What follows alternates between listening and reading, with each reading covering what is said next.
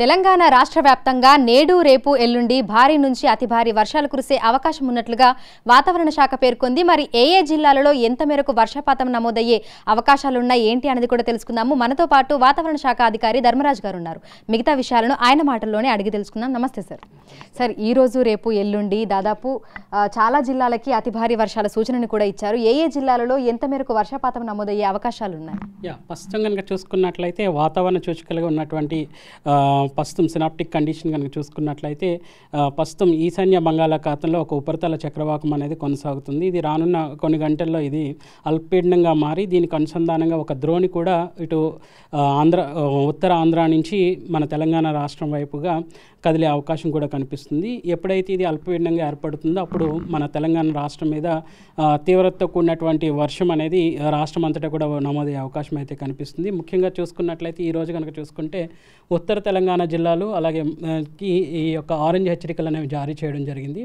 ఇటు ఆదిలాబాద్, కొమరంభీం, నిర్మల్, మంచిర్యాల్, పెద్దపల్లి జిల్లాలతో పాటు జయశంకర్, భూపాలపల్లి, ములుగు, భద్రాద్రి కొత్తగూడెం, మహబూబాబాద్, వరంగల్, హనుమకొండ జిల్లాలకు ఈరోజు ఆరెంజ్ హెచ్చరికలు అంటే భారీ వర్ష సూచనలు అనేవి కొనసాగే అవకాశం అయితే కనిపిస్తుంది. ఈ జిల్లాల్లో సుమారు 11 సెంటీమీటర్ల నుంచి పైబడే వర్షపాతం అనే వర్ష తీవ్రతతో కూడినటువంటి వర్షాలు వచ్చే అవకాశం కూడా కనిపిస్తున్నాయి. మిగిలిన జిల్లాలు కనుక చూసుకున్నట్లయితే నిజామాబాద్, జగిత్యాల్, రాజన్న సిరిసిల్ల, కరీంనగర్, సిద్దిపేట, మెదక్, సంగారెడ్డి జిల్లాలతో పాటు యాదాద్రి భువనగిరి, నల్గొండ, సూర్యాపేట, ఖమ్మం ఈ జిల్లాలకు మాత్రం భారీ వర్ష సూచన అనేది కొనసాగే అవకాశం అయితే కనిపిస్తుంది. ఇక్కడ కనుక చూసుకున్నట్లయితే 7 సెంటీమీటర్ల వరకు కూడా వర్ష తీవ్రత కొనసాగే అవకాశం అయితే కనిపిస్తుంది. సో ఎల్లో కలర్ హెచ్చరికలు కూడా ఈ యొక్క జిల్లాలకు ఇవ్వడం జరిగింది. ఇంకా చూసుకున్నట్లయితే ఉమ్మడి మహబూబ్ నగర్ జిల్లాలకు మాత్రం సిటీతో కూడా తేలికపాటి నుంచి మోస్తారు వర్షాలు నమోదయ్యే అవకాశం కనిపిస్తుంది. అయితే జిహెచ్ఎంసీ పరిధిలో చూసుకుంటే ఈరోజు ఉదయం నుంచి కూడా మనకి క్లౌడీ వెదర్ కంటిన్యూ అవుతుంది. అక్కడక్కడ చిరుజల్లులు కూడా ఉన్నాయి. మరి సాయంకాలం సమయంలో పరిస్థితి ఏ విధంగా ఉండే అవకాశం ఉంది అంటారు? ఒక విధంగా చూసుకున్నట్లయితే ఈ యొక్క ఇందాక చెప్పినట్లుగా వాతావరణ సూచికలు ఉన్నటువంటి ఉపరితల చక్రవాకం ఏదైతే ఉందో ప్రస్తుతం ఇది రానున్న కొన్ని గంటల్లో అయితే అల్పపీడనంగా కొనసాగుతుంది, ఫామ్ అవుతుంది. ఇది ఎప్పుడైతే అల్పపీడనం కింద కొనసాగిందో ఆ సమయంలో మనకి ఇటు ద్రోణి కూడా ఈ యొక్క అల్పపీడన ప్రాంతం నుంచి తెలంగాణ రాష్ట్రం వైపు కదలిక అనేది కనిపిస్తుంది. దీని ప్రభావం వల్ల మార్నింగ్ నుంచి కూడా రాష్ట్రం అంతటా చూసుకున్నట్లయితే కొంచెం ఎండ తీవ్రత ఉన్నప్పటికీ కూడా ఎక్కువ మొత్తంలో మనకి మేఘకృతమైనటువంటి వాతావరణమే మనకి కనిపిస్తుంది.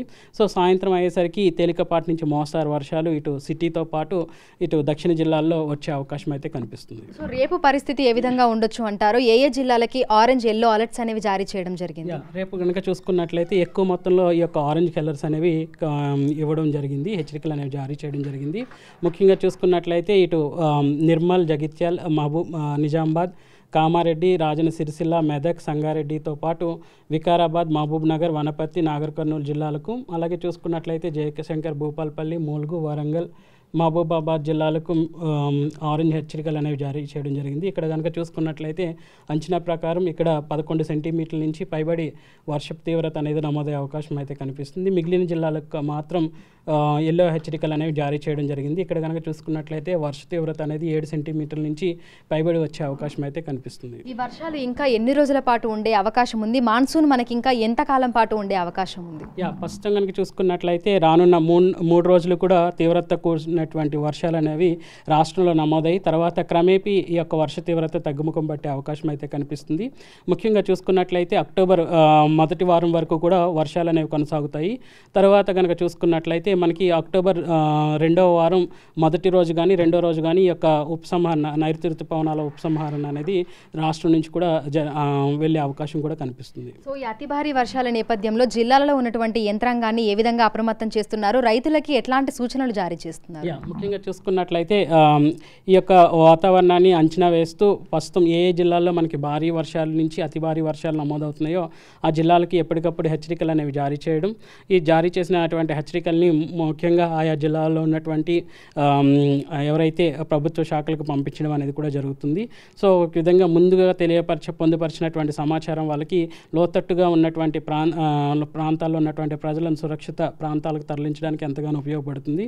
ఇంకా రైతాంగ రైతాంగానికి వచ్చేసరికి ముఖ్యంగా మనకి అగ్రికల్చర్ యూనివర్సిటీస్ నుంచి వచ్చేటువంటి సమాచారాన్ని స్వీకరించి ఈ యొక్క వాతావరణానికి సంబంధించినటువంటి సమాచారాన్ని కూడా అందులో పొందుపరచడం వల్ల ఈ యొక్క నివేదికలు కూడా రైతాంగానికి ఇటు ఆయా జిల్లా కలెక్టర్స్ కూడా ఎప్పటికప్పుడు అందజేయడం జరుగుతుంది. ముఖ్యంగా ఏ పంటలకైతే ఎక్కువ నీరు అనేది అవసరమో, ఎక్కువ వర్షాలు వచ్చే అవకాశం ఉంది కాబట్టి నీరు తక్కువగా తీసుకునే పంటల్లో మాత్రం నీరు నిల్వ ఉండకుండా చిన్న చిన్న కాలువల్లా తీసి నీరు ఎప్పటికప్పుడు వర్షపు నీరు ఎప్పటికప్పుడు బయటకు అనేది పంపిస్తూ ఉండాలి. అలాగే అధిక మొత్తంలో నీరు నిల్వ ఉన్న పంటలకైతే ఈ యొక్క నీరు వచ్చేటువంటి భారీ వర్షాల వల్ల వచ్చేటువంటి వర్షపు నీరు ఒక విధంగా ఉపయోగపడినప్పటికీ కూడా ఎక్కువ మొత్తంలో నీరు ఉండడం వల్ల కూడా పంట నష్టం వాటిల్లుతుంది. కాబట్టి నీరుకి ఎప్పటికప్పుడు నీరు ఈ పొలాల నుంచి బయటకు వెళ్ళే విధంగా చిన్న చిన్న కాలువలు అనేవి తీసుకోవడం అనేది చేయాలి. అలాగే చూసుకున్నట్లయితే ఎలక్ట్రానిక్ డివైజెస్కి వాటికి దూరంగా ఉండడం అనేది చేస్తూ ఉండాలి. ఇటు చూసుకున్నట్లయితే ఉరుములు మెరుపులతో పాటు ఈదురుగాళ్ళ ప్రభావం కూడా ఉంటుంది కాబట్టి షార్ట్ సర్క్యూట్స్ అయ్యే అవకాశాలు కూడా ఎక్కువగా ఉంటాయి. కాబట్టి ఎప్పుడైతే నల్ల మబ్బు అనేది ఆకాశంలో చూసినప్పుడు రైతాంగం ముఖ్యంగా రైతులు మాత్రం ఈ యొక్క మబ్బులు చూసినప్పుడు మాత్రం ఎలక్ట్రానిక్ డివైజెస్కి దూరంగా ఉండటం, శిథిలమైనటువంటి భవనాల్లో కూడా ఆ యొక్క సమయాల్లో సేద తీరడం అనేది కూడా చేయకూడదు. ఎత్తైన చెట్ల దగ్గర కూడా నుంచొని సేద తీరడం అనేది కూడా చేయకూడదు. జిల్లాల వారీగా చూసుకుంటే ఆశించిన స్థాయిలో వర్షపాతం నమోదయ్యింది అంటారా, లేదంటే ఇంకా ఏ జిల్లాలైనా లోటు వర్షపాతంలో ఉన్నాయా? ముఖ్యంగా చూసుకున్నట్లయితే 4 జిల్లాలు మినహాయించి మిగిలిన 29 జిల్లాలు కూడా మనకి అధిక మొత్తంలోనే వర్షపాతం అనేది వచ్చిందనే చెప్పాలి.